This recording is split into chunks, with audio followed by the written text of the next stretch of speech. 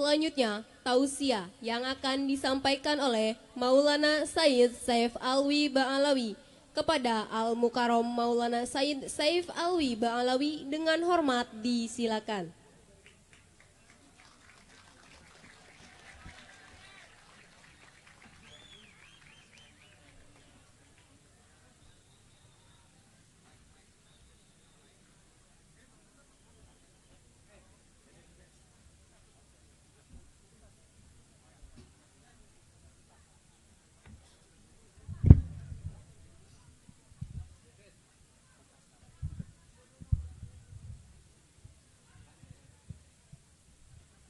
Assalamualaikum warahmatullahi wabarakatuh.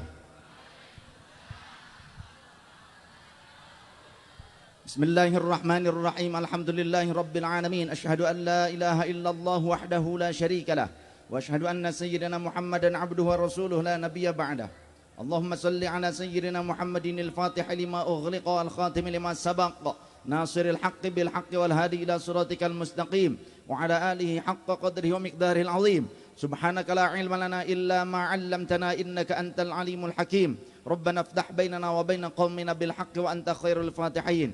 Allahumma nawwir qulubana bi nuri hidayatika kama nawwartal arda bi nuri abada bi rahmatika ya arhamar rahimin. Allahumma arzuqna fahman nabiyyin wa hifdzal mursalin wa ilhamal malaikatil muqarrabin. Rabbi zidna ilman nafi'an warzuqna fahma. Allahumma faqihna fid din wa 'allimna ta'wil. Allahumma hdi qaumana wa ahlana wa dhurriyyatana wa talamidana wa muridana wa ahlana wa adhyafana wa ashabana wa azwajana wa zawjatana wa jiranana wa sultanana wa umara'ana wa ra'iyatana wa man ra'ana wa man sami'a kalamana bihudaka. Ihdina wahdim ila siratikal mustaqim, siratal ladzina an'amta 'alaihim minan nabiyyin was-siddiqin wasyuhada'i wal 'arifin. Allahumma istaqimna 'ala manhajin nahdhatil ulama. Ya Jabbar ya Qahhar ya dzal batsh syadid khudh haqqana wa haqqal muslimin mimman zalamana wal muslimin wa ta'adda alaina wa ala nahdhatil ulama wa ala jam'iyyatina wa masyayikhina wa ala al muslimin. Allahumma ahlik a'da'ana wa a'da'al muslimin wa ahlikil ladzina makaru fi Indonesia wa syaddid syamlahum wa farrik jam'ahum wa qallib tadbirahum wa abdil ahwalahum wa kharrib bunyanahum wa qassir a'marahum wa zalzil aqdamahum wa qarrib ajalahum wa saqqihim bi abdanihim wa khudhum akhdan azizan muqtadiran ya arhamar rahimin. Allahumma sallimna wa sallim ikhwanana minal muslimin wal muslimat wa sallim imamana imamal muslimin wa sallim awliya Allah innaka ala kulli syai'in qadir. Allahumma sallim baldatana Indonesia waj'al baldatana baldatan mutmainnatan aminatan marhuman mubarakan mansuran ya arhamar rahimin. Rabbi shrah lana sudurana wa yassir lana umurana wahlul 'uqdatam min alsinatina yafqahu aqwalana waj'alna waziran min ahlina wa atba'ina wa sultanina wa awliyaika wa ulamaika birahmatika ya arhamar rahimin. Walhamdulillahi rabbil alamin. Yang kami muliakan segenap para habaib, segenap ahlul bait Rasul sallallahu alaihi wasallam yang tetap teguh untuk menjaga warisan Rasul sallallahu alaihi wasallam, berjalan dalam manhajnya Rasul sallallahu alaihi wasallam. Itulah mereka yang disebut dengan Safinati Nuh, diibaratkan sebagai perahunya Nabi Nuh. Maka dzurriyyah Rasul yang mereka senantiasa membawa kedamaian, mereka itulah yang patut untuk dicontoh. Lantas bagaimana dengan jika ada dzurriyyah Rasul yang mereka justru memprovokasi umat ini untuk bertarung, untuk diadu domba, maka itu seperti kapal yang bocor, maka tidak bisa untuk dinaiki. Setuju? Banyak di Indonesia dzurriyyah Rasul, termasuk juga dzurriyyah Wali Songo, termasuk dzurriyyah Sultan Hasanuddin, karena mereka juga dzurriyyah Rasul sallallahu alaihi wasallam. Maka insyaallah para ahlul bait Rasul, kita doakan semuanya mereka bisa membawa visi misinya baginda Rasul, yakni bu'itsu liutammima makarimal akhlak. Kata baginda Rasul, aku diutus untuk menyempurnakan atau lima soleh akhlak. Diutus untuk menyempurnakan akhlak, memperbaiki akhlak. Maka semoga mereka dalam penjagaan Allah Subhanahu wa taala. Yang kami hormati segenap para muallim wal muallimah, guru-guru sekalian yang dirahmati Allah Subhanahu wa taala. Yang kami hormati Bapak Wali Kota, Ibu Wakil Wali Kota, Ketua DPRD, juga segenap anggota TNI dan Polri yang tadi sempat hadir bersama kita. Sesungguhnya beliau-beliau masih dalam kondisi dinas, beliau sedang rapat, tapi karena cinta kepada para santri, cinta kepada NU, mereka rela untuk datang meninggalkan rapat demi bersama-sama dengan kita. Lalu beliau-beliau semua tadi minta izin untuk melanjutkan rapat kembali demi tercapainya tujuan bersama menjadi kota Cilegon yang lebih baik lagi. Kita doakan para pemimpin kita supaya mereka diberikan bimbingan oleh Allah Tabaraka wa Ta'ala agar bisa membawa Indonesia secara umum, khususnya Cilegon, menjadi kota santri yang sebenarnya, bukan kota teroris. Setuju? Kita berdoa bersama-sama malam ini Cilegon supaya menjadi pelopor di mana NU bisa berkarya, para santri semakin bermartabat, para santri semakin berkarya, semakin hebat, semakin maju. Maka bangsa ini saya yakin kalau santrinya semakin hebat, semakin maju, semakin berdedikasi, saya yakin Indonesia akan menjadi negeri paling indah bagi seluruh umat Islam di dunia. Kenapa demikian? Karena di negeri-negeri yang lain yang mereka justru berasaskan Islam sekalipun, mereka telah hancur luluh lantak. Negeri-negeri saudara muslim kita roboh. Karena apa? Padahal negerinya berlandaskan agama, para pemimpinnya juga muslim, mayoritas di sana juga banyak para ulama-ulama. Namun kenapa kok hancur lebih dulu dibandingkan Indonesia? Semoga Indonesia tetap tangguh, kokoh, tidak hancur seperti negeri saudara-saudara muslim kita yang lainnya. Amin. Itulah karena mereka sudah memiliki masing-masing tujuan duniawi. Mereka sudah diliputi dengan rasa hubbud dunia. Mereka diliputi dengan tujuan-tujuan kelompok mereka. Dan yang lebih-lebih lagi, negeri mereka hancur karena umat Islam Ahlus Sunnah wal Jamaah tidak memiliki wadah yang kokoh. Maka beruntunglah kita yang ada di Indonesia. Indonesia masih memiliki Nahdlatul Ulama, sebuah organisasi Ahlus Sunnah wal Jamaah yang ternyata anggotanya, warganya sangat banyak, luar biasa.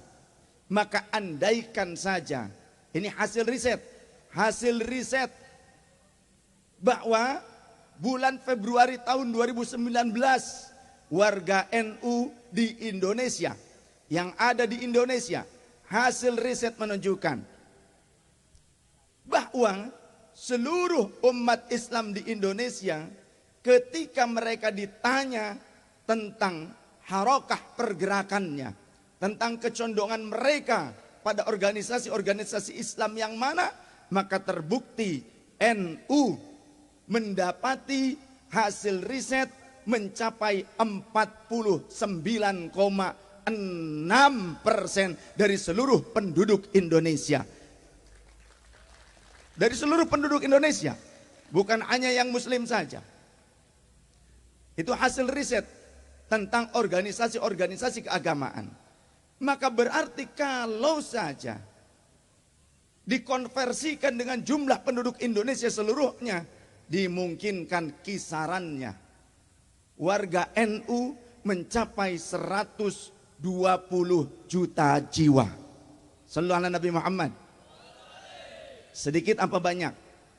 120 juta jiwa. Sedikit apa banyak? Kira-kira kalau demo di Monas penuh apa enggak? Kagak kemot. Betul? Kagak kemot.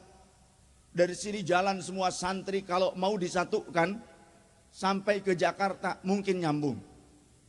Itu NU. Tapi itulah NU. Walau besar tapi tidak sombong. Betul? Termasuk NU punya aset di negeri ini. NU punya andil membangun bangsa dan negara ini, membangun negara Kesatuan Republik Indonesia.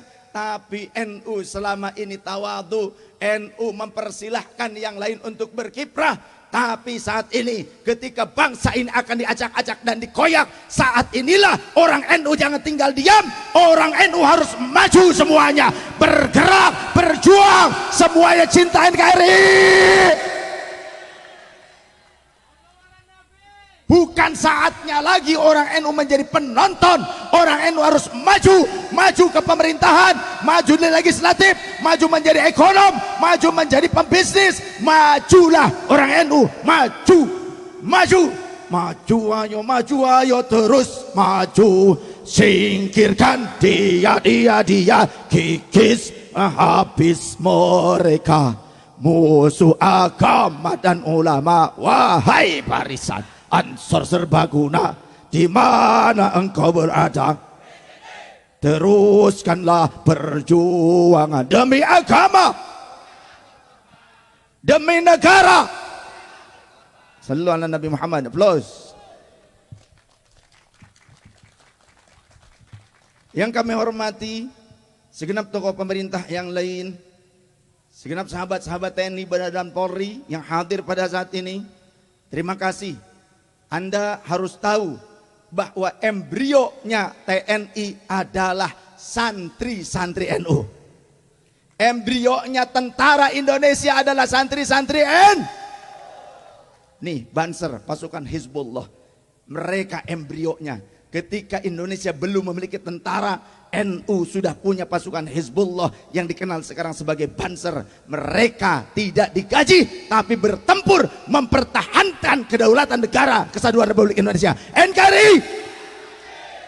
Yang kami hormati segenap tokoh-tokoh Nahdlatul Ulama, Muslimat NU, GP Ansor, Banser NU, IPPNU, IPNU, Pergunu, PDNU, Lesbumi, Pagar Nusa, dan segenap banom-banom NU yang hadir pada saat ini. Semuanya Anda adalah santri-santrinya Hadratus Syekh Hasyim Asy'ari. Maka yakinlah dengan perkataan Hadratus Syekh Hasyim Asy'ari, siapa yang mau ngopenin Nahdlatul Ulama lillahi ta'ala, maka aku akui sebagai santri dan aku doakan husnul khotimah seanak turunan. Walaupun kita tidak sebagai pengurus secara struktural, tapi jika kita mau ngopenin, mau berjuang untuk NU, maka yakinlah kita termasuk salah satu bagian daripada santrinya Hadratus Syekh Hasyim Asy'ari, dan mudah-mudahan kita husnul khotimah seanak turunan. Amin. Ini berlaku secara mafhum mukhalafah. Kebalikannya, kalau ada orang yang berupaya untuk mengacak-ngacak NU, orang yang berupaya untuk membenci NU, untuk merusak NU, walaupun nyusup ke dalam tubuh NU sekalipun, mereka mengatasnamakan NU, istilahnya pakai NU garis lurus, NU garis bengkok, NU garis putus-putus. Tidak, kita yakin panjang-panjang umur mereka pasti akan mingslep, nyungsep, kualat. Karena NU tidak terbagi menjadi NU garis lurus, garis bengkok. NU tetap satu, berada di bawah komando PBNU. Kami tetap setia dengan NU. Siapa kita?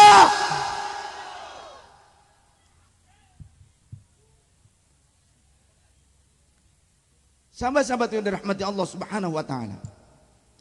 Momen Hari Santri ini bertepatan dengan resolusi jihad Mbah Hasyim Asy'ari.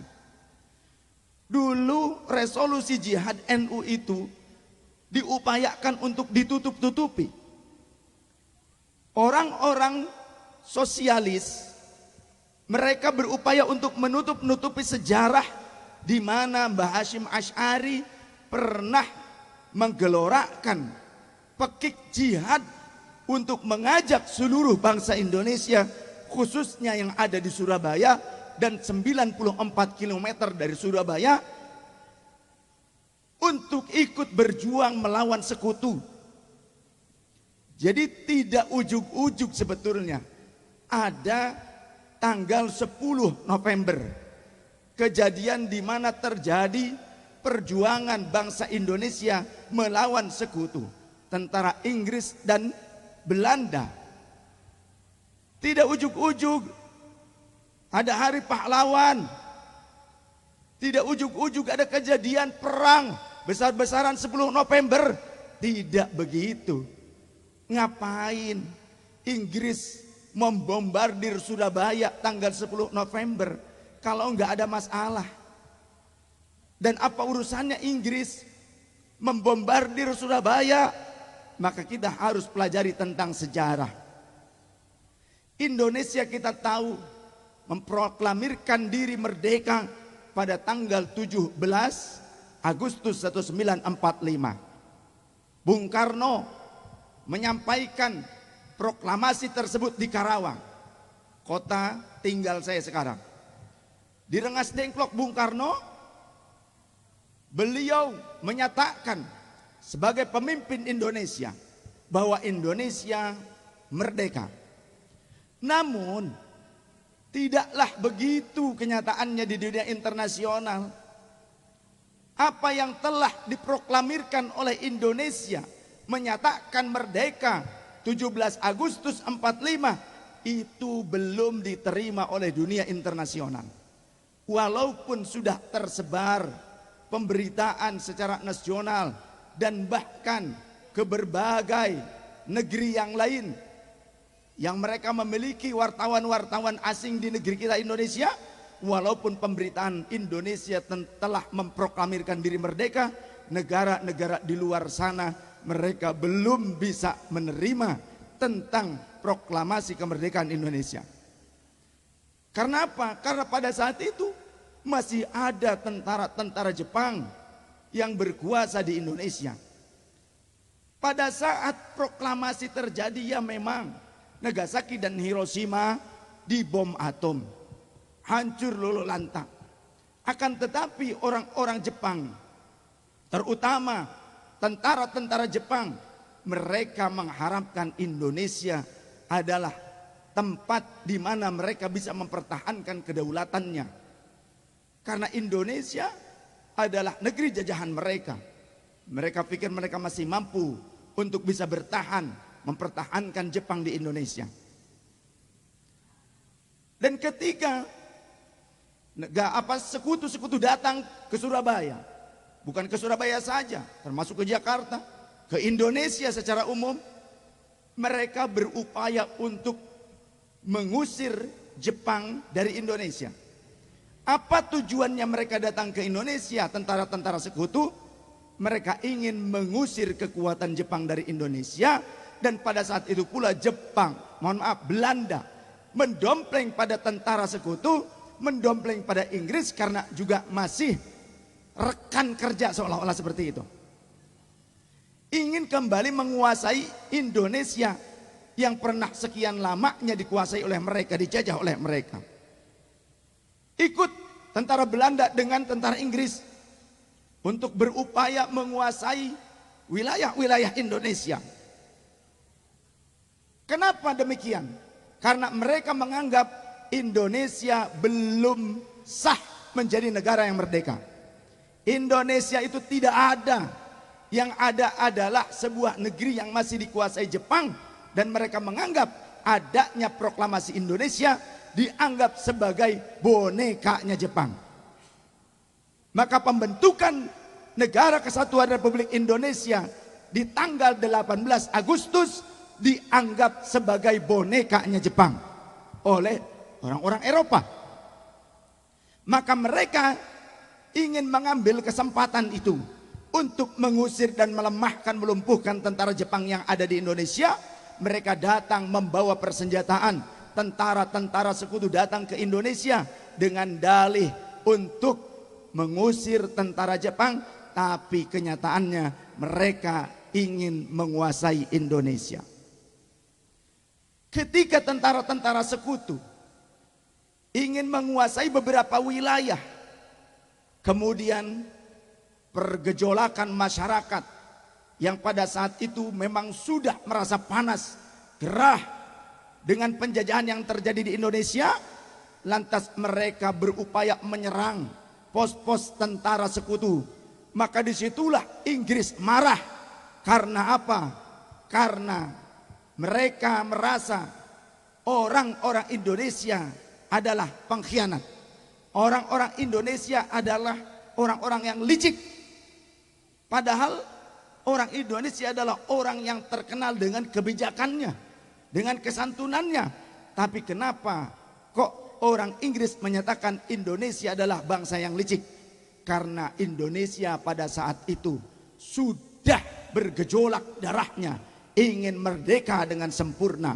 Orang Indonesia tidak ingin bangsanya terus menerus dijajah. Maka siapapun yang datang orang asing ke Indonesia yang membawa persenjataan, membawa misi-misi militeristik untuk menguasai Indonesia, maka rakyat Indonesia menganggap mereka sama saja sebagai penjajah. Dan semua warga Indonesia harus berjuang jihad untuk membela kemerdekaan. Karena Indonesia sudah menyatakan, memproklamirkan dirinya sebagai negara yang berdaulat, sebagai bangsa yang merdeka, maka seluruh rakyat Indonesia merasa bahwa kami adalah bangsa yang merdeka. Siapapun bangsa asing yang datang berupaya untuk menguasai kami, kami akan lawan, kami akan usir, kami akan babat habis. Sallallahu alaihi Nabi Muhammad. Maka pada saat itu terjadi kekacauan yang luar biasa. Sebelum tanggal 10 November terjadi peperangan dari mulai tanggal 26 sampai tanggal 29 Oktober. Peperangan yang mana?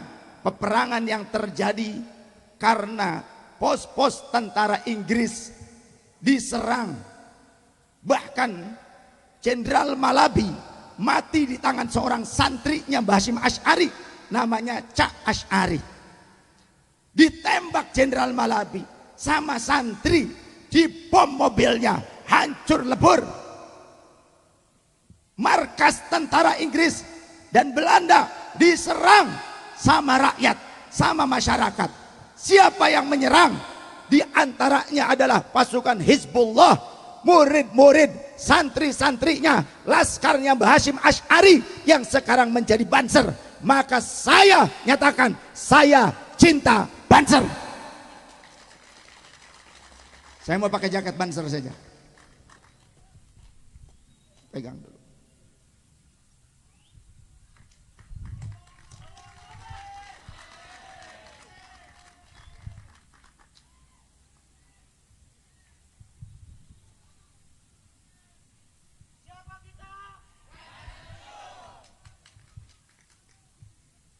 Ketika saat ini banyak orang yang mencaci maki Banser, saya nyatakan, saya akan berjuang untuk membela Banser. Anda tidak senang? Datang pada saya.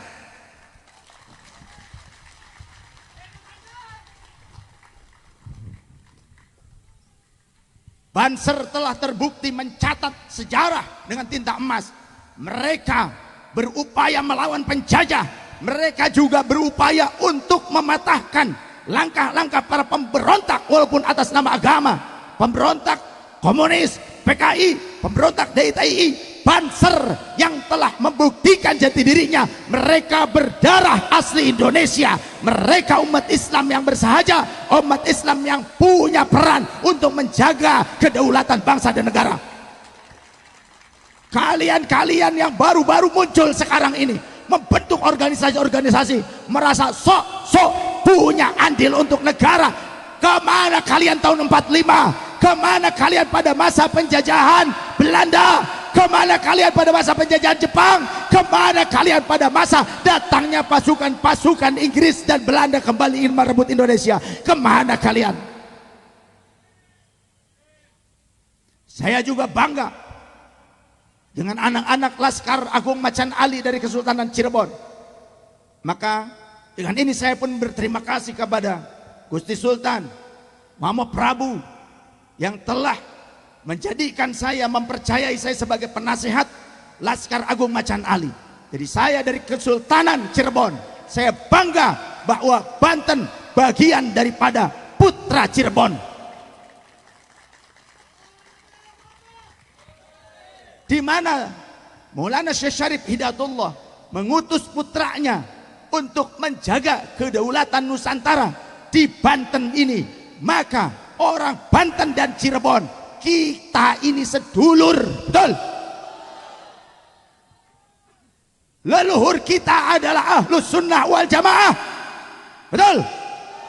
Jadi kalau ada orang Banten yang jadi Wahabi, yang tidak cinta dengan NKRI, yang ingin menjadi pengkhianat negara, enyah kalian dari Banten.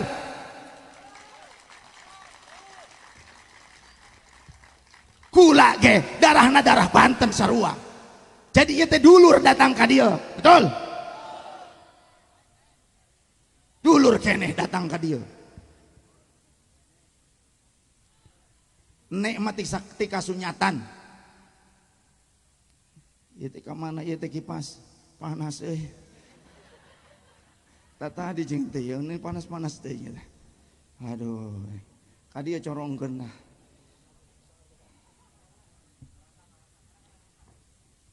Siapa kita? Siapa kita? Indonesia. Bilang Indonesia saja. Supaya kita lebih merasa bersama. Supaya kita lebih menikmati bahwa kita adalah sebagai putra putri Indonesia. Kita merasa memiliki Indonesia. Siapa kita? Pancasila. Ucapkan jaya. Pancasila jaya. NKRI. Siapa kita? Pancasila, NKRI. Sallallahu alaihi Nabi Muhammad. Jadi ceritanya begini. Pada saat terjadi peperangan, sebelum terjadi peperangan, maka ada upaya desakan dari orang Inggris, di mana orang Inggris akan membumi hanguskan Surabaya. Karena apa? Karena masyarakat Surabaya, arek-arek Surabaya, termasuk ini nih, yang sekarang yang membakar bukur, ya, di sekitaran kita, di sekeliling kita nih, ada orang Jawa Timur nih. Cak Yon, mana Cak Yon? Cak Yon? Ada? Ah, ini Raja Buhur soalnya. Buhur yang tadi dibakar di sini itu bukan urusannya dengan didemit. Kalau kalian santri, kalau kita nih santri, kita harus terbiasa dengan buhur. Buhur ini sunnah Rasul Sallallahu Alaihi Wasallam. Kalau anda Ahlus Sunnah wal Jamaah, anda harus bisa menerima dan bisa membakar itu buhur. Bukan syirik seperti yang dikatakan oleh orang-orang Salafi Wahabi. Karena Rasulullah Sallallahu Alaihi Wasallam menyatakan, idza stajmarukum bi akhikum fastajmiru salatan. Jika kalian menguapi saudara kalian yang telah meninggal dengan bukhur, lakukan 3 kali.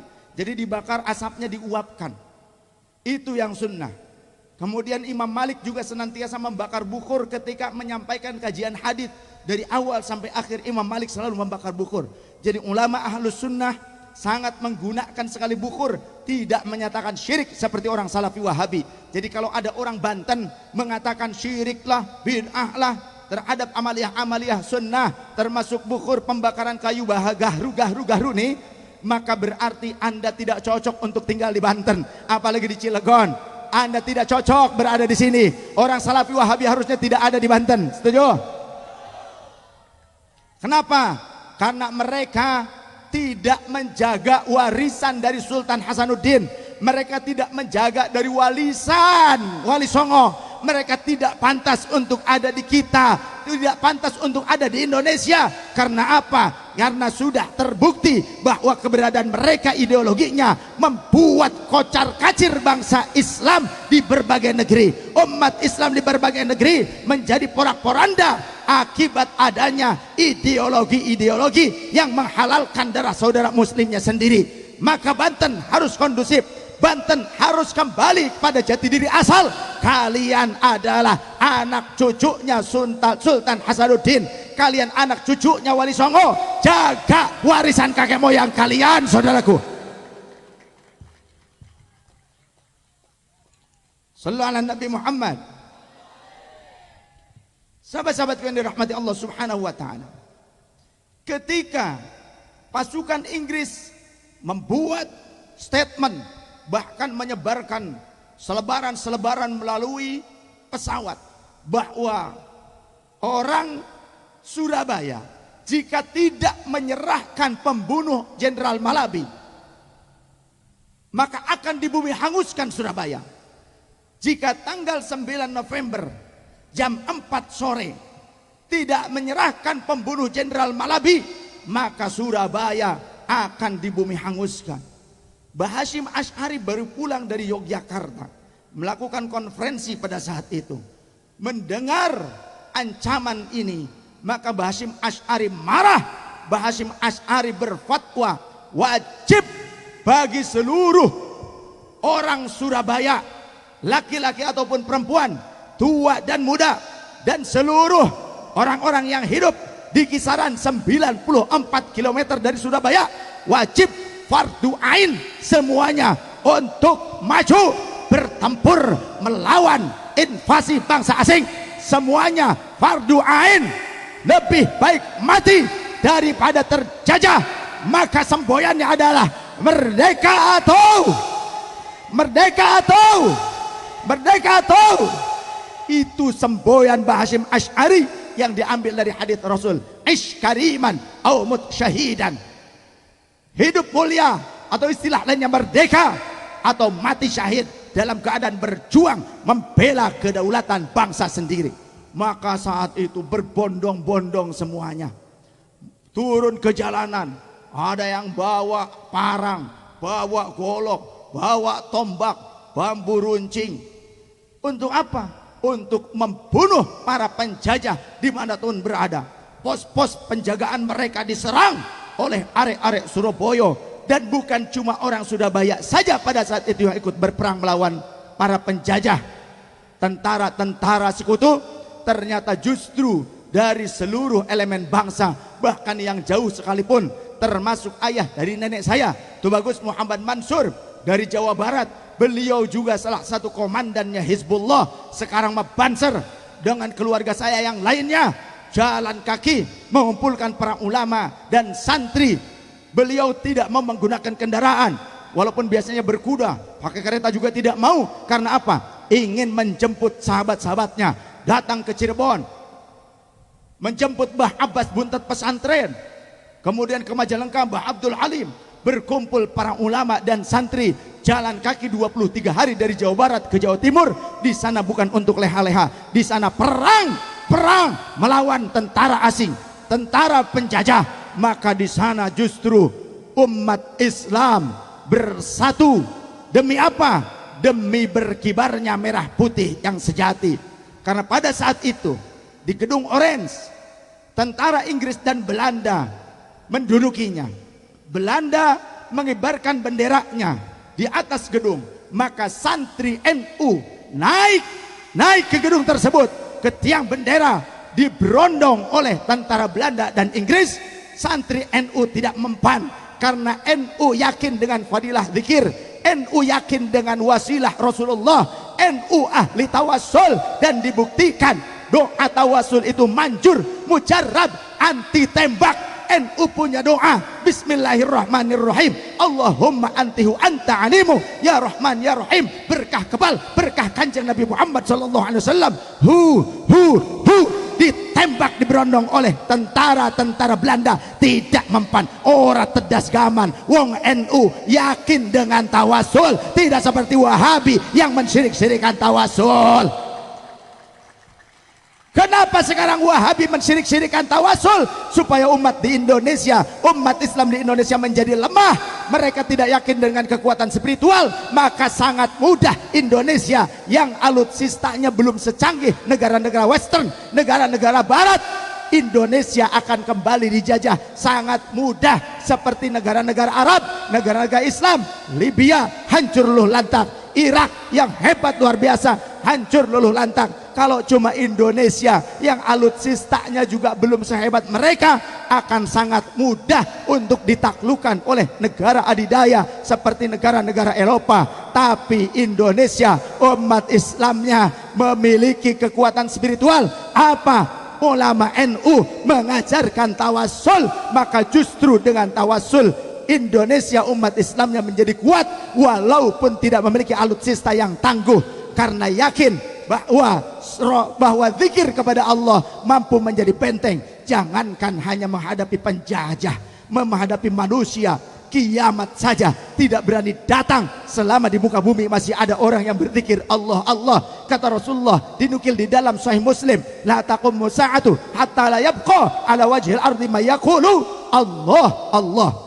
Kiamat tidak berani datang selama di muka bumi masih ada orang yang mau berzikir Allah Allah. Zikir Allah Allah ini adalah salah satu zikir utamanya ahlu thariqah. NU punya wadah untuk para ahli zikir, ahli thariqah, namanya Jam'iyah Ahlu Thariqah Al-Mu'tabarah An-Nahdiyah. Tapi sekarang zikir thariqah disebut zikir zindik oleh orang-orang Salafi Wahabi. Kenapa? Karena zikir thariqah inilah yang diwadahi oleh NU dalam Jam'iyah Ahlu Thariqah. Rais amnya adalah Maulana Al-Habib Muhammad Lutfi bin Ali bin Hashim bin Yahya, zurriyah Rasul, habaib ulama yang cinta NU, yang cinta NKRI. Jadi habaib banyak, masih banyak di NU para habaib. Tidak benar kalau menyatakan NU anti habaib. Justru kami ikuti Habib Lutfi, habibnya NU, ulama Ahlu Thariqah. Betul tidak? Maka NU lah yang menghormati para habaib, NU lah yang menjunjung tinggi para habaib. Tidak ada yang mau cium bolak-balik tangan sampai dijunjung sundul langit kepada para habaib, kecuali adalah kaum Nahdliyin Nahdliyat. Jadi fitnah yang menyatakan NU anti habaib, karena Mbah Hasyim Asy'ari juga ternyata habib. Mbah Hasyim Asy'ari itu dzurriyyah Rasul, Wali Songo adalah dzurriyyah Rasul. Kalau ada orang mengatakan Wali Songo bukan dzurriyyah Rasul, itu orang mengada-ngada walaupun dia mengaku habaib. Ketemukan dengan saya. Sallallahu alaihi Nabi Muhammad. Kalau di Banten ada habaib yang bilang Wali Songo bukan habaib, tolong pertemukan dengan saya, pertemukan dengan saya. Tong ngomong ngabacot di ditu sia. Ambrok jeung aing. Setuju? Kita buktikan ada di dalam kitab Asy-Syamsul Zahirah. Kitab Asy-Syamsul Zahirah itu adalah kitab tentang nasab dzurriyyah Rasul yang dikarang oleh Mufti Tarim 112 tahun yang lalu. 112 tahun yang lalu datang ke Indonesia, datang ke kesultanan-kesultanan. Di dalam kitab Syamsul Zahirah menyatakan bahwa Wali Songo dzurriyyah Rasul, nyambung sanadnya sampai Rasulullah sallallahu alaihi wasallam. Dan yang menjadi muassis, yang menjadi pembentuk, pendiri Nahdlatul Ulama adalah keturunan-keturunan Wali Songo. Maka berarti NU adalah hasil dari dzurriyyah Wali Songo. Mereka juga habaib, dzurriyyah Rasul. Wali Songo itu dzurriyyah Rasul. Berarti NU adalah wadahnya Ahlul Bait Rasulullah sallallahu alaihi wasallam. Sallallahu alaihi Nabi Muhammad. Sahabat-sahabat yang dirahmati Allah Subhanahu wa taala. Maka Mbah Hasyim Asy'ari menyerukan jihad fardu ain bagi seluruh putra-putri bangsa untuk mengusir penjajah, melawan para penjajah. Maka di situ kemudian bangsa kita bergejolak kembali. Terjadi peperangan besar di mana-mana, di antaranya adalah di Surabaya. Bukan cuma di Surabaya sebetulnya, di Jakarta di mana juga terjadi. Namun yang paling besar, paling terkenal terjadi di Surabaya. Hingga koran-koran pada saat itu memberitakan tentang seruan jihadnya Hadratus Syekh Hasyim Asy'ari. Yang kemudian namun pada tahun 90-an atau justru setelah merdeka banyak kaum sosialis yang berupaya untuk menutup-nutupi tentang kiprahnya NU dalam penegakan kedaulatan bangsa Indonesia. Mereka berupaya menutup-nutupi seolah-olah NU itu tidak punya jasa untuk kemerdekaan, membentuk negara. Kata mereka PKI saja punya jasa katanya, melawan Belanda. Tapi NU mana? Masya Allah. Kenapa demikian? Gus Dur sempat marah mendengar hal itu. Gus Dur coba untuk klarifikasi, tabayun kepada tokoh-tokoh yang pernah ikut dalam 10 November. Bahkan juga peperangan sebelumnya. Ditanya, kenapa Anda diam saja? Kok tidak menyatakan, bersaksi bahwa Anda adalah orang yang ikut seruan Mbah Hasyim Asy'ari? Mereka menjawab, ya biasa Gus. Kalau orang bodoh tuh makanannya orang pinter katanya. Jadi pada saat itu dulu orang NU dianggap goblok. Orang NU dianggap bodoh. Karena apa? Umumnya orang NU adalah orang lapisan bawah, rakyat jelata. Orang NU adalah rakyat asli pribumi Indonesia yang mereka berjuang tanpa pamrih. Terbukti tahun 45 pada saat proklamasi kemerdekaan Indonesia, Indonesia belum punya tentara. 17 Agustus 45 itu Indonesia belum punya tentara. Baru punya tentara Indonesia tuh 2 bulan berikutnya, 5 Oktober. Ya. Baru punya tentara. Dan siapa tentaranya yang dimaksud? TKR. Tentara Keamanan Rakyat. Elemen mana saja yang jadi TKR? Laskar-laskar yang ada di Indonesia. Di antaranya Hizbullah saat ini sekarang menjadi Banser. Hidup Banser. Kemudian juga Laskar Macan Ali ikut. Dan laskar-laskar lainnya dari masyarakat membentuk Tentara Keamanan Rakyat. Pada saat itu baru terbentuk tentara Indonesia, tapi tidak seperti sekarang. Dari tahun 45 sampai tahun 1950, tentara Indonesia belum digaji. Sampai tahun 50, tentara-tentara Indonesia nggak dapat gaji.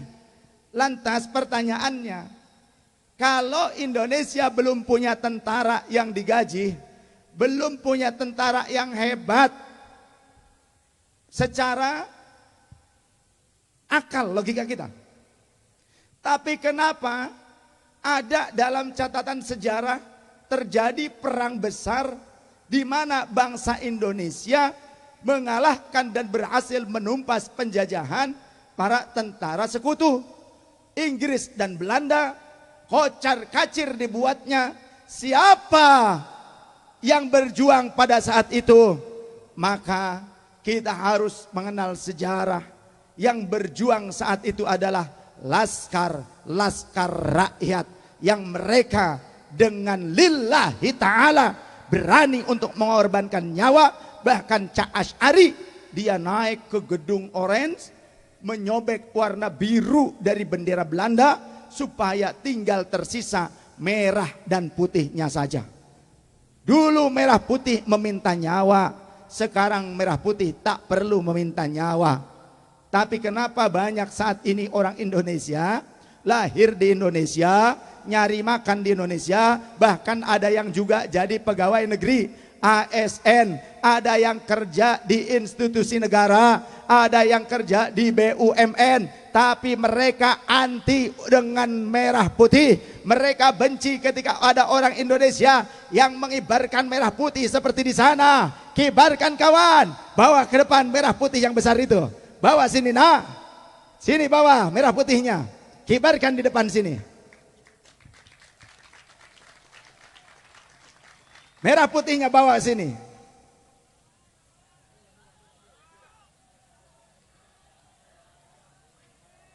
Lari, lari, lari, lari. Kalau kau adalah pejuang bangsa, lari, bawa merah putih itu kemari ke depan. Jika kau benar adalah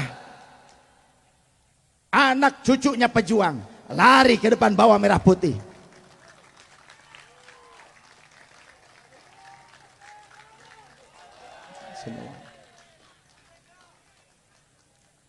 Ketika mereka malu, ketika mereka yang anti dengan merah putih itu malu mengibarkan merah putih, kita nyatakan, saya tanya kepada Anda, siapkah Anda kibarkan merah putih? Anda cinta merah putih? Bawa kemari.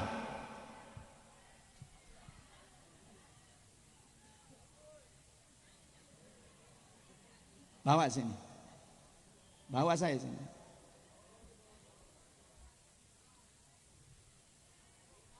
Sini, angkat. Angkat.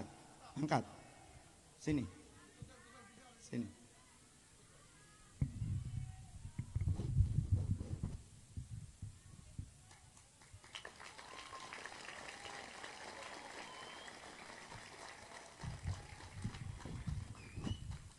Berdirikan. Kita sama-sama hormat pada sang saka merah putih. Hormat. Gerak. Berdiri semua.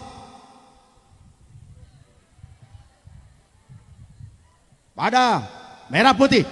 Hormat. Gerak. Tegak. Gerak. Terima kasih. Semoga merah putih tetap berkibar di bumi Nusantara ini. Duduk kembali.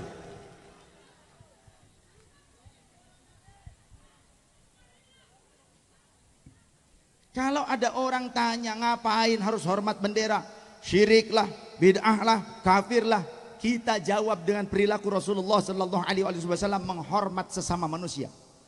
Di dalam kitab Riyadhus Shalihin diriwayatkan, marra Rasulullah, salawat, marra Rasulullah sallallahu alaihi wasallam, baginda Rasul lewat fil masjid, di dalam masjid, wa usbatun minan nisa'i qu'udun, dan sekelompok kaum wanita sedang duduk-duduk di masjid. Apa yang dilakukan oleh Rasul? Fa'alwa yadaihi bitaslim, maka Rasulullah mengangkat tangannya sambil mengucapkan salam kepada manusia, para sahabiyah. Jika manusia itu adalah makhluk ciptaan Allah, apa bedanya dengan bendera merah putih? Sama-sama makhluk ciptaan Allah. Ketika Rasulullah boleh mengangkat tangannya menghormat kepada makhluk, kenapa tidak boleh menghormat dengan mengangkat tangan pada merah putih? Kenapa? Karena mereka yang menyatakan ideologi haramnya menghormat pada merah putih, itu harus diketahui. Anda harus paham, itu adalah ideologi yang disusupkan kepada umat Islam di Indonesia, supaya umat Islam di Indonesia tidak cinta lagi dengan tanah air Indonesia. Merah bukan sembarang merah. Merah adalah bukti darah para pejuang yang telah memerahkan tanah air Indonesia.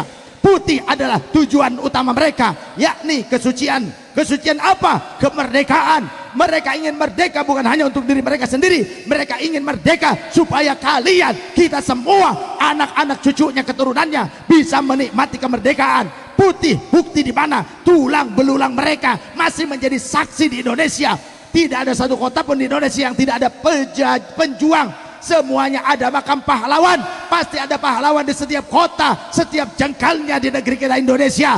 Maka Anda harus tahu, maka bukti di mana mereka menjadi saksi. Mereka mungkin mengatakan, mungkin kami telah menjadi tulang belulang, tapi tulang belulang kami yang sudah putih ini, yang tetap putih ini, tulang belulang, walaupun hanya tulang belulang tidak terbungkus daging, kami akan tetap mengawal Indonesia yang kami perjuangkan. NKRI, jangan jadi pengkhianat bangsa. Tidak ada di dalam sejarah NU menjadi pengkhianat atau pemberontak, tidak ada. Jadi jangan menjadi pemberontak. Di dalam Sahih Muslim bab Imarah ada hadis yang sahih di mana Rasulullah menyatakan, man atakum wa amrukum jami'un ala rajulin wahidin. Siapa yang datang kepada kalian, jika ada seseorang yang datang kepada kalian untuk mematahkan tongkat-tongkat kepemimpinan yang sah, padahal kalian sudah memilih pemimpin yang sah secara konstitusi, kalau sekarang begitu. Akan tetapi ada orang yang datang ingin mematahkan tongkat-tongkat kepemimpinan kalian, au yufarriq jama'atakum, atau ingin memecah belah persatuan kalian, ingin mengadu domba kalian, ingin memecah belah kalian, faqtuluh, lawan mereka, jangan diam. Apakah kalian rela umat Islam di Indonesia diadu domba? Apakah kalian rela Indonesia menjadi kacungnya asing? Apa kalian rela Indonesia berperang antar sama saudara? Apa kalian rela Indonesia hancur seperti Irak, seperti Libya, seperti Mesir, seperti Suriah? Anak-anak kecil menangis kehilangan orang tuanya. Akibat apa? Perang saudara. Yang membunuh takbir, Allahu Akbar. Yang dibunuh juga takbir, Allahu Akbar. Kenapa sama-sama berpekik takbir, tapi kok saling bunuh satu sama lain? Kenapa? Karena tidak sadar dijadikan kambing hitam, dijadikan sebagai alat untuk menghancurkan bangsanya sendiri. Dengan dalih keadilan, dengan dalih ketidakpercayaan kepada para pemimpin, dengan dalih perjuangan atas nama agama, atas nama rakyat, atas nama yang lainnya. Mereka juga di sana, di Suriah, di Irak, di Libya, asalnya juga sama, banyak demo-demo, bela inilah, bela itulah, menentang pemerintah atau yang lainnya, mencaci maki, membuat berita-berita bohong. Maka tujuannya adalah untuk menghancurkan bangsa itu sendiri. Sudah terbukti ada upaya yang sama diberlakukan di Indonesia. Bela ini, bela itu, lain sebagainya, termasuk bela kalimatut tauhid. Tapi pada saat yang sama pakai topi dan kaos bertuliskan kalimat la ilaha illallah Muhammad Rasulullah, masuk ngantri ke toilet. Itu membela apa menghina? Itu membela apa menghina? Halal apa haram?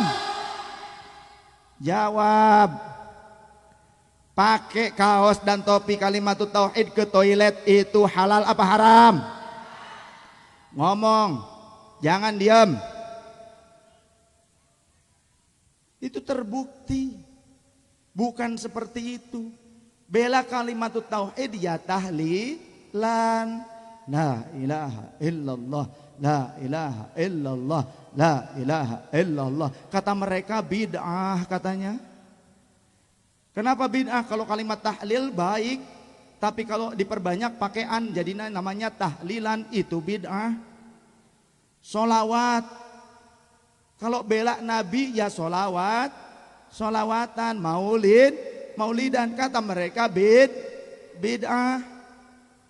Bela ulama ya manakib, manakiban. Kata mereka bid'ah. Bela Quran ya semaan, tadarusan, betul. Tapi mereka bilang tadarusan bid'ah. Aneh kita. Saya tanya, kira-kira kalau kita Jumatan hanya karena pakai an, kira-kira bid'ah apa enggak? Bid'ah apa enggak? Apa kita enggak boleh Jumatan? Tahlilan bid'ah, sholawatan bid'ah, zikiran bid'ah, manakiban bid'ah. Jumatan bela-bela itu tadi ada caranya yang benar. Termasuk juga bela kamu ya lamaran. Saya menunjuk pada gadis tahun 67. Terkesima emak-emak nih. Waduh, saya dapat lagi nih yang muda katanya. Tenang. Santuy saja, santuy. Betul? Nah, kita ini kan front santuy, santuy. Kita mah santuy, santan, santai dan santun. Makanya kita NU juga bikin film namanya The Santuy. Apa itu? The Santri. Kan santri kan sifatnya santuy, santai dan santun. Betul? Makanya kalau orang NU mah nggak biasa tuh demo-demo. Apalagi pada saat demo Allahu Akbar ngelempar, yang dilemparnya sakit juga berlindung sambil takbir Allahu Akbar. Yang sini Allahu Akbar ngelempar, yang satu lagi Allahu Akbar pakai tameng berlindung, sama-sama orang muslim lagi. Gimana caranya kira-kira supaya tidak menjadi Suriah Indonesia? Karena sama-sama pakai Allahu Akbar. Yang dilempar pakai bom molotov, bukan bom molotov, ternyata bom high explosive, ya, high explosion. Kalau dulu IPB, kalau dulu Indonesia bisa menjadi negeri yang bisa bertahan dengan hasil buminya sendiri. Indonesia bisa menjadi lumbung padi. Indonesia bisa makmur dalam pertaniannya. Kalau sekarang Indonesia makmur dengan teroris. Kenapa? Karena dosennya juga ternyata bukan ngajarin bercocok tanam yang benar, yang baik, tapi dosennya ngajarin bikin bom. Pantas sekarang banyak di mana-mana karena memang di sekolah-sekolah sudah terpapar radikalisme. Kenapa demikian? Karena di sana tidak ada istilah menjaga sanad ilmu. Yang ada, yang bisa menjaga sanad ilmu hanya ada di pesantren-pesantren NU. Aplaus. Betul. Maka Jang Heri kemarin sampai nazar jalan kaki ke Pekalongan, nemui Abah Lutfi dari Banten sampai ke Pekalongan. Pulangnya mampir di tempat saya. Karena apa? Apakah karena dia ingin jadi anggota dewan? Bukan. Apa karena dia ingin menjadi menterinya Pak Jokowi? Tidak. Tidak perlu datang ke Abah Lutfi hanya untuk menjadi menteri. Dia datang mencari ridho guru karena dia ingin bersyukur telah menghafalkan 5 kitab. Maka itu cara santri.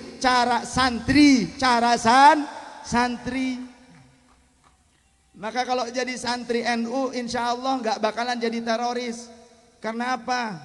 Kalau di NU kan ya itu Kiai NU nih, Kiai NU lihat dari tadi bersahaja, ketawa ketiwi, cengenges. Karena biasa guyonan kalau di NU. Maka mana mungkin orang NU akan jadi teroris? Gak mungkin. Lawan nanti disuruh ngebom nanti malah ketawa ketiwi. Orang NU gak bakalan. Dan kalau di NU ini banser pagar nusa. Bom bikin nih petasan gede, segede kaleng cet. Disimpan di kepala, diledakin buat sendiri, bukan untuk ngebunuh orang lain.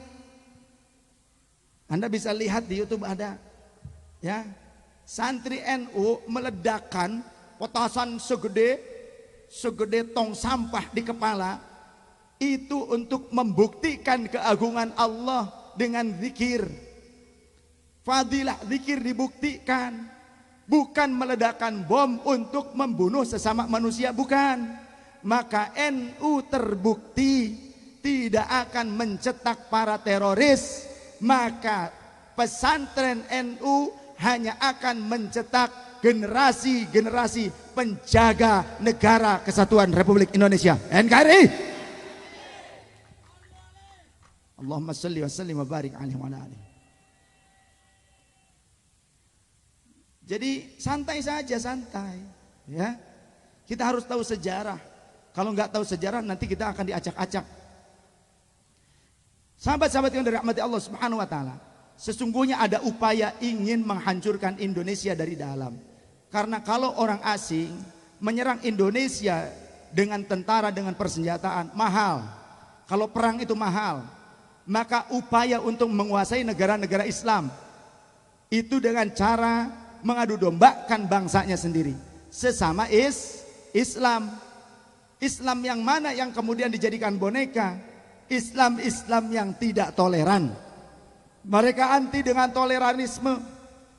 Tidak toleran mereka karena menurut mereka toleransi itu adalah produk orang kafir.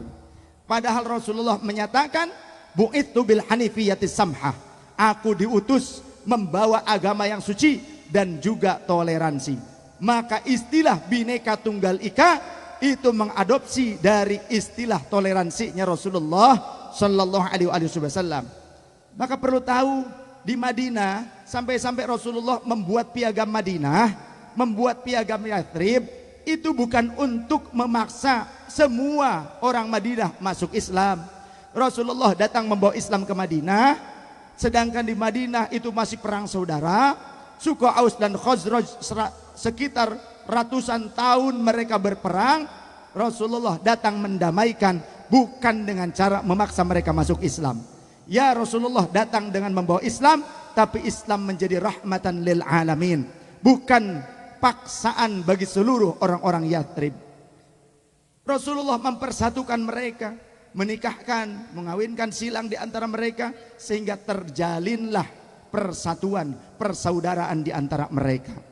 Kemudian Rasulullah berupaya untuk menjaga kebersamaan di antara warga Yathrib. Rasul membuat piagam Madinah. Isinya apa? Isinya adalah klausul-klausul yang bisa menjaga hak-hak seluruh warga Madinah. Entah Muslim, entah Yahudi, entah Nasrani, entah Majusi, siapapun warga Madinah harus saling jaga satu sama lain, tidak boleh menzalimi. Maka andaikan ada invasi dari bangsa luar Madinah, seluruh orang Madinah wajib mempertahankan kedaulatan Madinah. Maka itu yang kemudian diadopsi oleh para ulama di Indonesia, di antaranya kemudian diistiqorohi oleh Mbah Hashim Asy'ari. Maka Indonesia punya Pancasila. Pancasila adalah hasil istiqorohnya Hadratus Syekh Hashim Asy'ari. Maka ketuhanan yang Maha Esa, kemanusiaan yang adil dan beradab, persatuan Indonesia, kerakyatan yang dipimpin oleh hikmat kebijaksanaan dalam permusyawaratan perwakilan, keadilan sosial bagi seluruh rakyat Indonesia, ini memuat nilai-nilai agama. Ketuhanan yang Maha Esa, qul huwallahu ahad. Kemudian yang kedua, kemanusiaan yang adil dan beradab. Innallaha ya'murukum bil adli wal ihsan. Allah memerintahkan kepada kalian untuk berbuat keadilan dan berbuat kebaikan. Persatuan Indonesia, wa'tasimu bihablillahi jami'an wa la tafarraqu. Ayat ini tidak mengindikasikan agar kita menjadikan wajib seluruh bangsa kita ini menjadi muslim semua. Tidak, karena pada saat itu pun di Madinah tidak semua beragama Islam, tapi orang Islam yang muslim ya harus patuh dengan ajaran Islam. Di antaranya jangan memberontak. Mana buktinya tidak boleh memberontak?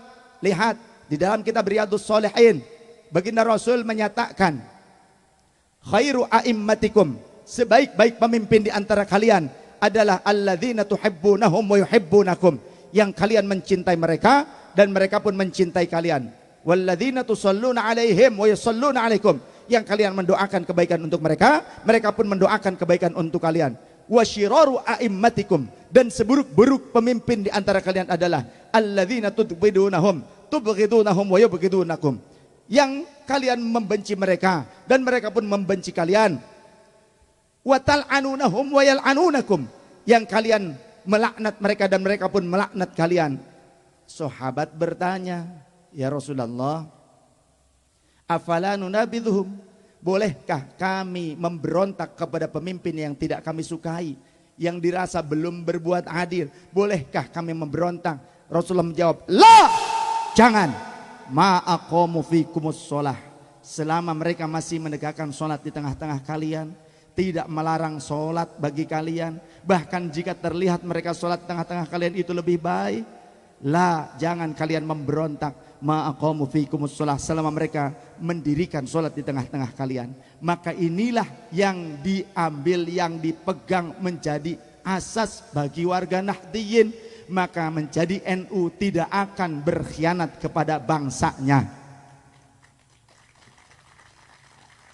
Maka saya memberitahukan, mengingatkan kepada para pemimpin, para pemimpinku sekalian, ingatlah bahwa NU selalu setia dengan pemerintah yang sah secara konstitusi. NU senantiasa mendukung para pemimpin yang sah menurut konstitusi. NU tidak pernah dalam sejarahnya memberontak. Maka seharusnya lah negara ini lebih memperhatikan Nahdlatul Ulama dan pesantren-pesantren NU serta santri-santrinya. Betul. Tapi kenapa sekarang banyak lembaga-lembaga dan institusi negara yang mempersilahkan idealisme atau ideologi Wahabi, yang kita tahu mereka anti dengan merah putih, mereka mensyirik-syirikan, mengharamkan menghormat merah putih atau upacara bendera, mereka juga mengharamkan sistem demokrasi, maka kenapa sekarang banyak institusi negara yang justru mengayomi, seolah-olah mengayomi mereka. Bahkan sekarang TNI Polri sudah mulai kecolongan, disusupi. Kemarin sudah terbukti ada polwan di Bekasi yang ditangkap yang terpapar radikalisme, ternyata temannya yang menusuk Pak Wiranto itu. Maka saya mendorong pemerintah berikan beasiswa pada santri-santri NU ini. Didik mereka menjadi ekonom, didik mereka menjadi birokrat yang hebat, didik mereka menjadi bisnismen, entrepreneur, menjadi orang-orang yang bermanfaat. Didik mereka, berikan kesempatan pada santri-santri NU yang mereka adalah rakyat Indonesia yang ingin berkiprah maju untuk menjaga negara kesatuan Republik Indonesia. Selamat Hari Santri kawan. Semoga santri semakin tangguh dan bisa berdedikasi untuk kedaulatan bangsa Indonesia. Sallallahu alaihi Nabi Muhammad. Sekali merdeka tetap, sekali merdeka tetap. Santri NU harus diberikan kesempatan. Makanya bukan saatnya lagi istilah tawadu tapi kebablasan. Di masjid nih santri-santri NU di masjid, kalau gak ada imamnya maju. Jangan ini mas silahkan. Orang Wahabi akhirnya yang maju jadi imam. Musola masjid digotong sama orang Wahabi. Kalau sudah seperti itu, wah ribut. Kemana saja kalian? Yang terlebih lagi, jangan sampai ini terjadi. Negara dikuasai oleh Salafi Wahabi. Karena di negeri Perlis, di Malaysia, sekarang sudah dikuasai oleh Wahabi. Masyarakatnya minim sekarang yang Ahlus Sunnah wal Jamaah. Karena pemerintahannya sudah dikuasai oleh Wahabi. Apa yang terjadi? Amaliyah Ahlus Sunnah, amaliyah Islam mulai dikikis. Itu lebih dulu terjadi di mana? Di Hijaz. Apa itu Hijaz? Sekarang adalah kerajaan Saudi Arabia. Saya punya eyang, ayah dari kakek saya, namanya Sayyid Ahmad Zakaria Ba'alawi. Beliau punya murid, salah satu muridnya namanya adalah Syekh Yasin Al-Fadani. Eyang saya mengajar di Masjidil Haram sekitar 13 sampai 17 tahun, mendapatkan hadiah rumah dari Syarif Hussein Al-Ghadri, Raja Hijaz di bawah kekhalifahan Turki Utsmani. Diberikan rumah di mana? Di Jabal Gubes, mengajar di Babus Salam. Akan tetapi pada saat itu ada seorang agen ganda, agen Inggris, agen Amerika, agen Mossad Israel yang bernama Lawrence. Dia pintar fasih bahasa Arab, maka disebut Lawrence Arab. Dia itu hafal Quran dan hafal banyak hadis. Pakaiannya pakaian seorang Syekh Al-Arabi, maka berganti nama menjadi Syekh Al-Majmu'i. Dia membentuk ideologi sempalan. Dia kemudian berupaya untuk merubah tatanan agama Islam yang sunnah dianggap bid'ah. Dia munculkan orang-orang seperti ini yang ingin merubah tatanan hukum Islam. Dia juga membentuk pemberontak. Dari mana? Dari keturunan Yahudi Irak yang kemudian tinggal di Najd, menguasai beberapa tanah yang luas perkebunan di Najd. Apa itu Najd? Sebuah kota yang diindikasikan oleh Rasul disebut sebagai tempat munculnya tanduk setan. Najd adalah tempat munculnya tanduk setan. Di mana? Itu sekarang menjadi Riyadh, ibu kota Arab Saudi, dulu namanya Najd. Kemudian dibentuk pemberontak. Siapa? Muhammad bin Saud yang memimpinnya. Inilah Muhammad bin Saud yang dimaksud. Kemudian pemberontakan itu tidak berhasil, maka Muhammad bin Saud pergi ke Mesir. Kemudian dia ditangkap, dibawa ke Najd, dihukum mati di Najd. Cucunya melanjutkan tujuan kudeta tersebut, namanya Abdul Aziz bin Saud. Dia bekerja sama dengan Israel, maka kemudian bekerja sama juga dengan Inggris. Dia mendatangkan pasukan Inggris Hampers atau Lawrence Arab atau Syekh Al-Majmu'i, dia kemudian mengontak pada kerajaan Inggris untuk mendatangkan tentara-tentaranya ke tanah haram. Juga dari Israel mendatangkan tentara-tentaranya ke tanah haram. Maka yang saya pada saat itu berjuang perang menghadapi para pemberontak dan juga tentara-tentara asing. Yang saya pernah tertangkap, akan tapi kemudian lepas, alhamdulillah, berkat apa? Tawasul dengan wali-wali Jawa. Yang saya bertawasul kepada para wali-wali yang ada di tanah Jawa. Kenapa tertangkap? Karena seminggu perang terus menerus, karena daerahnya daerah tandus, tidak seperti di Indonesia, perang, gak punya bekal, masuk hutan, banyak makanan. Tapi di sana daerah tandus, akhirnya kelaparan, kelelahan, sulit dapat air. Pada saat seperti itu menjadi lemah, kemudian tertangkap. Tapi dengan berkah tawasul kepada wali-wali Jawa, di pertengahan jalan di kereta kerangkeng, yang saya bisa mematahkan rantai-rantai yang membelenggunya dan mencebol kereta kerangkeng bersama teman-temannya kabur, kemudian bisa menyelamatkan diri. Akan tetapi pada saat itu pula Hampers atau Lawrence Arab menghasut pemerintah yang sah, Raja Hijaz namanya Syarif Hussein Habaib Al-Gadri marganya, supaya memisahkan diri dari Kesultanan Turki Utsmani. Islam kan pusatnya di Makkah Madinah, kenapa harus berada di bawah ketiak Turki Utsmani, katanya begitu. Akhirnya dia setuju. Kata Lawrence Arab Syekh Al-Majmu'i, nanti biar saya coba untuk mendiplomasikannya kepada Ratu Inggris dan juga negara-negara yang lain supaya mau berinvestasi di negeri Anda kalau Anda menjadi pemerintah yang absolut, rajanya. Jangan berada di bawah Kesultanan Turki Utsmani, sudah berdiri sendiri saja, independen.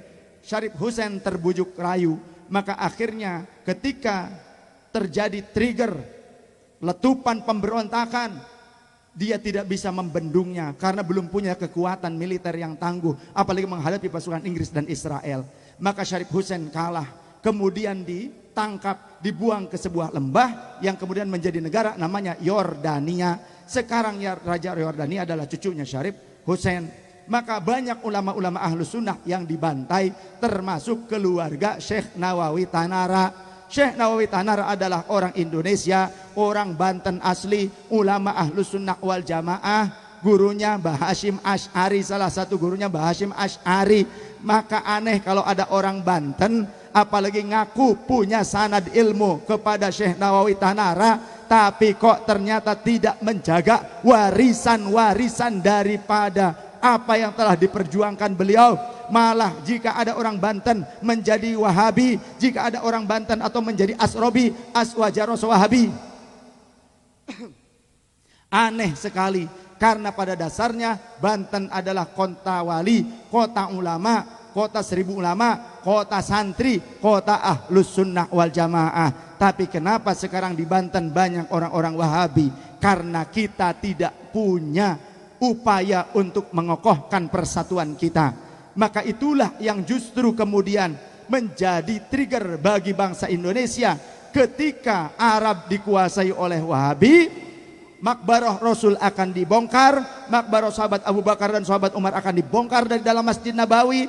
Maka santri-santri Indonesia yang pernah berkiprah di Makkah dan Madinah, termasuk Mbah Wahab Hasbullah, Mbah Hashim Asy'ari yang sudah lebih dulu disuruh pulang ke Indonesia untuk berjuang melawan para penjajah, mereka miris melihat keadaan pusat Islam Makkah Madinah sudah beralih tangan kepada penguasa Wahabi yang ingin mengikis nilai-nilai Ahlus Sunnah wal Jamaah. Maka ada ijtihad pada saat itu mengirimkan santri-santri Indonesia yang pernah ngaji di Makkah dan Madinah untuk pergi ke Hijaz menemui raja hasil kudeta, menemui Raja Ibnu Saud. Untuk apa? Menyampaikan protes kepada mereka supaya menghentikan upaya pembongkaran makbarah Rasulullah dan dua sahabat dari dalam Masjid Nabawi, dan juga menghentikan upaya mereka menghancurkan bangunan-bangunan untuk berlindungnya para peziarah di makam keluarga Rasulullah Shallallahu Alaihi Wasallam.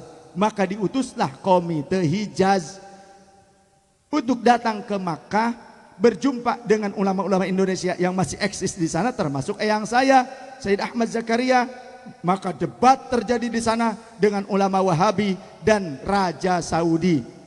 Karena bukan Hijaz lagi, pada saat itu menjadi kerajaan keluarga Al-Mamlakah As-Saudiyah. Lambang negaranya, benderanya kalimatut tauhid la ilaha illallah Muhammad Rasulullah, di bawahnya ada lambang pedang warnanya hijau. Anda harus tahu ketika mereka masih menjadi pemberontak, warnanya bukan hijau, warnanya hitam. Baru berubah hijau ketika sudah menjadi negara kerajaan keluarga. Asalnya benderanya hitam, itu digunakan oleh mereka ketika memberontak. Maka di Indonesia kemudian ada pemberontakan DITII, juga benderanya kalimatut tauhid, menggunakan kalimatut tauhid, berlindung di belakang kalimatut tauhid la ilaha illallah Rasulullah. DITII juga menggunakan itu atas nama agama, tapi memberontak dan melakukan hal yang buruk. Kemudian kini telah banyak kita tahu dalam sejarah Al-Qaeda juga menjadi pemberontak, membunuh orang-orang muslim juga dengan bendera, berlindung di balik bendera kalimatut tauhid. ISIS juga sama di Irak, menghancurkan negara Islam. Irak hancur, yang dibunuhnya adalah orang-orang muslim juga. Kemudian Jabhatun Nusrah di Suriah, FSA yang ternyata benderanya ada terlintas di film Hayu. Film Hayu, jangan hanya hayu. Kan hayya ala sholah, hayu kita sholat, kan gitu kan? Ya hayu ya, orang Sunda hayu gitu. Ternyata ada bendera FSA, itu bendera pemberontak, ada di film itu ternyata. Pantas mereka bilang jangan nonton The Santuy, katanya. Kenapa? Karena mereka punya tujuan. Mereka bilang ayo film ini, film mereka yang hayu-hayu itu yang ditonton. Padahal mereka berdalih untuk membantu orang Palestina. Ternyata buktinya membantu pemberontak-pemberontak di Suriah juga ternyata. Harus tahu itu, ya. Sahabat-sahabat yang dirahmati Allah Subhanahu wa taala. Maka kemudian diterimalah, karena ketika debat ulama NU belum jadi NU pada saat itu, masih Komite Hijaz. Diterima dasar-dasarnya, diterima dalil-dalilnya. Ulama-ulama Indonesia yang ada di Makkah, Madinah pun mereka faqih luar biasa, alim, tidak kalah dengan orang-orang di luar Indonesia. Justru mereka menjadi pemimpin-pemimpin para ulama, di antaranya Syekh Nawawi menjadi imam ulamaul Hijaz, menjadi pemimpin para ulama di Hijaz, Makkah dan Madinah. Jadi orang Banten harusnya ngikutin manhajnya Syekh Nawawi Al-Bantani. Betul? Betul.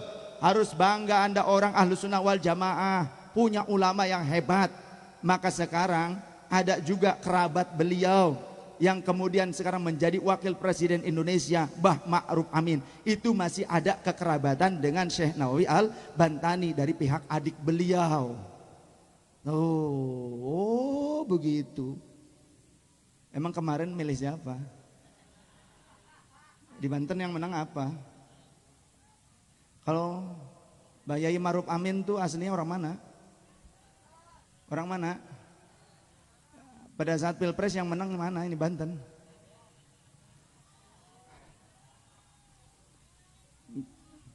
Tapi biar sudahlah, yang lalu sudahlah berlalu. Sekarang rajutlah persatuan. Toh Pak Prabowo-nya juga sekarang merapat ke Pak Jokowi. Betul? Yang tadinya wah Indonesia sudah hampir perang, sekarang jagoannya ternyata justru berfoto selfie bersama dengan Pak Jokowi, dengan presiden yang terpilih secara konstitusi, ceklek sambil senyum yang lebar, hehe gitu. Ternyata persatuan tuh indah. Yang ingin memecah belah mereka marah-marah. Betul? Masih ada yang marah? Masih ada yang marah? Ternyata masih karena apa? Gak bisa move on gitu loh. Gak bisa move on dong, move on. Lawang jagoannya aja sekarang move on sama Pak Jokowi, biasa aja gitu, santuy, makanya santuy gitu lah. Gitu. Sallallahu Nabi Muhammad. So keproknya keprok atukan wae moal dilarang. Takut ya keprok, takut ada yang moto. Takut ada yang moto ya takut, masih ada yang takut keprok, takut. Kenapa? Anda bukan santri NU, Anda bukan Ahlus Sunnah, Anda bukan orang Banten asli ya. Hei, halo, kemana Anda? Anda bukan orang Indonesia ya? Senang gak dengan persatuan? Senang dengan persatuan? Senang dengan perdamaian? Kalau Indonesia damai senang nggak? Ada kok orang yang tidak senang damai, pengennya marah saja, betul? Ada kok orang yang senangnya tidak santuy, inginnya itu ribut saja, betul? Siapa sih mereka? Apakah mereka mengatasnamakan Islam betul, mengamalkan amaliyah Islamnya? Islam itu ternyata mengajarkan bahwa ahlul jannah hayyinun layyinun sahlun qaribun. Orang yang ahli surga itu ternyata adalah orang yang lembut, orang yang pemurah, orang yang toleran, orang yang santun, orang yang senantiasa menebarkan kasih sayang. Man la yarhamu la yurham. Siapa orang yang tidak memiliki kasih sayang, tidak bisa berbagi cinta, maka dia tidak pantas untuk dicinta. Jadi apapun ternyata karena cinta, ingin bangsa ini tetap tegar menghadapi berbagai gelombang yang menderanya, jawabannya adalah cinta.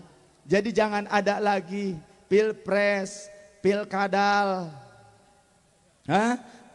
Ya, banyak kadal buntung kan sekarang, betul? Pakai dasi begitu. Betul? Betul tidak? Begitu. Apalagi kadal gurun alias kad.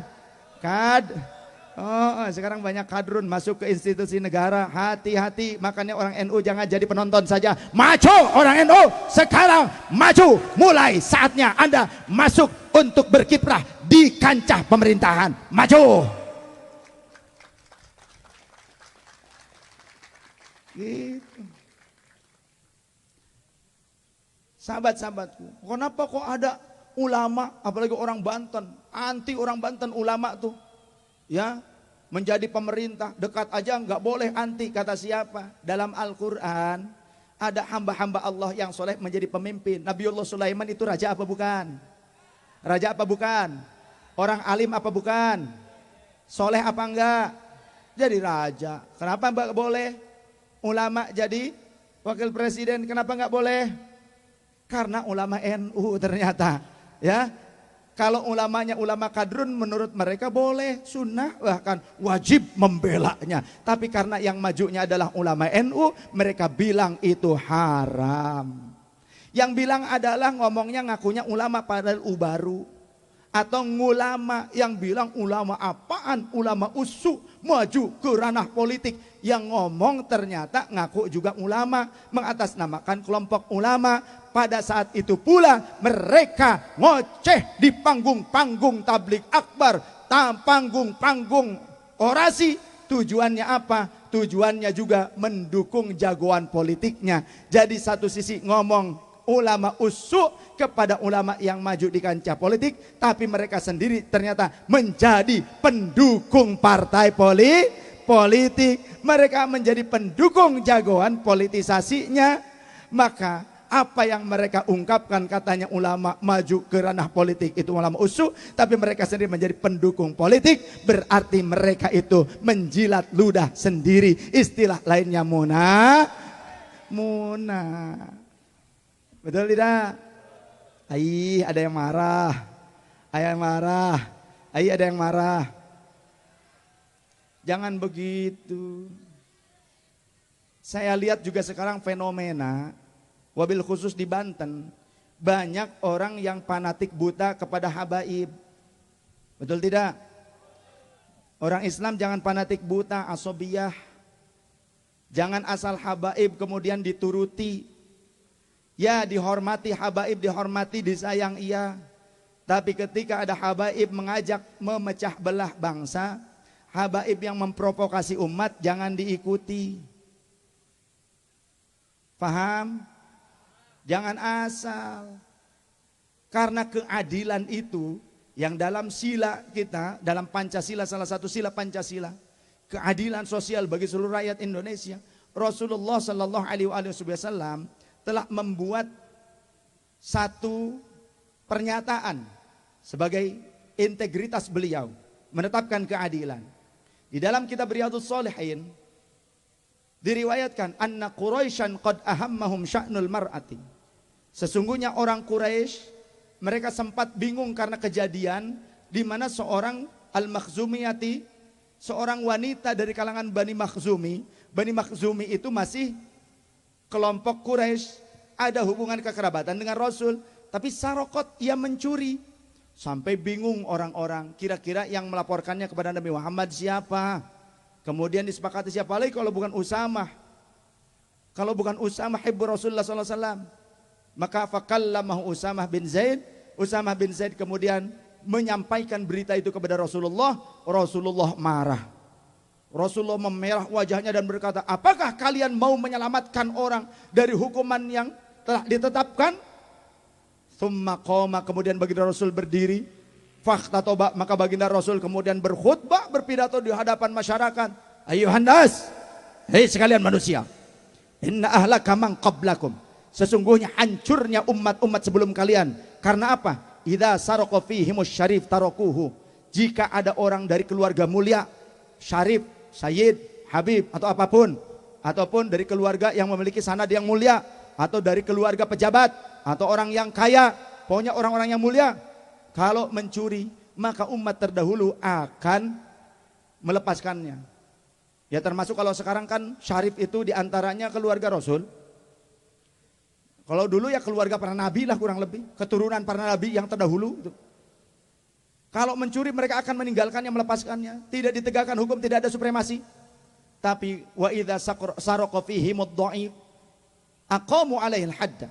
Jika orang biasa yang mencuri, mereka akan menegakkan hukum seadil-adilnya. Berarti tumpang tindih, tumpul ke bawah, tumpul ke atas, tajam ke bawah, istilahnya begitulah.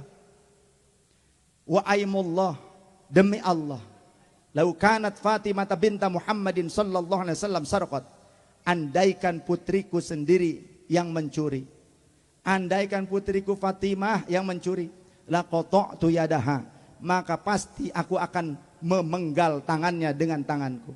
Tapi demi Allah, Sayyidah Fatimah wanita solihah, wanita suci.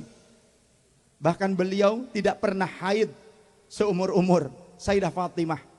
Jadi selalu ibadah, selalu sholat beliau. Tapi beliau dikatakan oleh Rasul, walaupun putri yang tercinta, andaikan dia mencuri, aku yang akan menetapkan keadilan, aku menegakkan keadilan. Inilah integritas yang aku jaga, kata Rasul. Tapi kenapa sekarang kok banyak orang yang justru fanatik buta? Jadi mengikuti habaib, ikutilah akhlak yang baiknya. Betul? Ajakan yang baik. Jadi kalau ada ajakan-ajakan yang buruk, jangan asal ditelan mentah-mentah. Bagaimana dengan DN Aidit contoh? Ada habaib Marga Al Aidit dulu menjadi penggerak di PKI. Apa mau ikutan? Jangan. Ada juga salah satunya yang lain selain DN Aidit juga sama. Walaupun mengatasnamakan dzurriyyah Rasul, dia memang dzurriyyah Rasul. Tapi kalau tersesat ya jangan diikut, jangan diikuti. Setuju? Jadi kalau ada habaib mengajak untuk memprovokasi umat supaya berbenturan, bentrok, saling bertikai, apalagi memberontak kepada para pemimpin yang sah secara konstitusi, jangan ikut-ikutan memberontak. Setuju? Ini Rasulullah yang ngajarin. Udah tengah malam ini ya. Wah, besok dinas, besok upacara di sini. Alhamdulillah. Mungkin tidak lama. Apa yang saya sampaikan sudah lama soalnya. Insya Allah kita akan kembali berjumpa pada pertemuan berikutnya. Kita doa dulu. Kalau jadi santri sebelum bubar doa. Kecuali Wahabi, betul. Kalau Wahabi sebelum bubar nggak mau doa, bahkan beres bubar sholat juga nggak mau doa. Itu Wahabi, betul. Kalau orang NU tuh bubarnya setelah sholawat biasanya. Sholawat Nabi Muhammad sambil bawa besek bubar kan begitu kan? Betul. Nah itu cirinya. Ini kan belum. Maka kalau belum sekarang kita doa terlebih dahulu. Saya duduk saja. Doa siapa nanti ini guru-guru ada?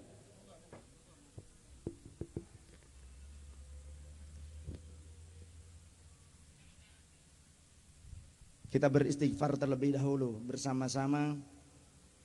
Tapi sebelum doa saya ingin membai'ah Anda semua.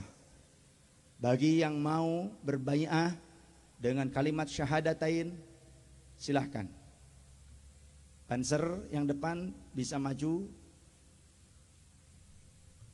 Membentuk barisan ke sana, ada beberapa baris ke belakang. Yang di belakang nanti megang banser. nyambung ke sana. Yang akhwat nanti nyambung untuk yang akhwatnya. Yang di belakang bisa megang saya. Berdiri yang depannya sini. Terus ke belakang ke sana, jangan ngeronjok semua di sini biar nyambung ke jamaah yang di belakang. Manjang, memanjang. Silahkan megang ke sana. Megang ke banser saja. Nyambung. Yang akhwat ke sana disambungkan ke akhwat.